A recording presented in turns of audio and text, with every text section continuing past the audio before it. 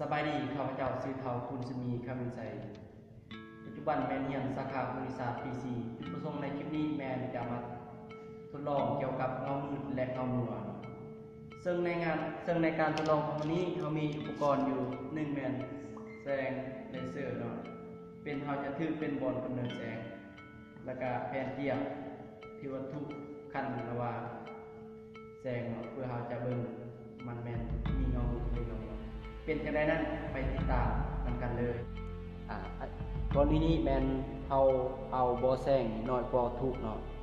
อันนี้แมนบอแสงของเรานั่นนี่เนาะแล้วเอามาเบิ่งอันนี้แมนวัตถุกันแสงของเราอันนี้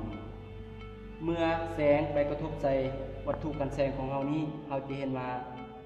เกิดเงาอยู่ลังวัตถุนี้เนาะอยู่นี่อยู่ภาษานี้เดี๋ยวผมลองครับเราจะเห็นว่าเงาของวัตถุนี้ใหญ่กว่าวัตถุจริงนี่เนาะอันนี้คือปรากฏการณ์ธรรมชาติที่เราทดลองนี้และมันจะเกิดเป็นเงามืดเนาะ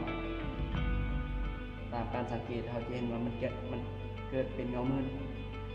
สรุปได้ว่าถ้าว่าบอแสงน้อยกว่าวัตถุกันแสงนี้จะเกิดเงาของมันนี่ใหญ่กว่าวัตถุจริงนี้และจะเกิดเงามืดเนาะมาก่อนเป็นนี้เนาะการทดลองของเราจริงลงอย่างนี้เนาะ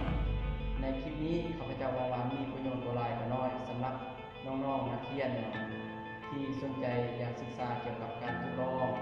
ในโดยเฉพาะแมนเงามืดเงามัวที่ข้าพเจ้าทดลองมาครั้งนั้นก็สามารถไปเบิ่งไปชมบ่แต่เฉพาะนักเรียนบุคคลทั่วไปที่สนใจเกี่ยวกับการทดลองนั้นก็สามารถเข้าไปชมที่ว่าข้าพเจ้า